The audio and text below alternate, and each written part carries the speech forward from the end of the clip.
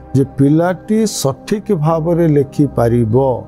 जेतबेले तार हाथ एवं आखि भितर गोटे बालांस रहिबो जहाको आमे कहले हैंड आई कोऑर्डिनेशन जहा होची मनस्तत्व विज्ञान गोटे अंश बा गोटे पाठ जे पर्यंत हैंड आई कोऑर्डिनेशन रे परफेक्शन आसीनी से पर्यंत पिलाटी लेखिया पाई इच्छा प्रकाश करिबो नाही। तेणु जो हाथ और आखि भितर जो संबंध स्थापन करिवा पाई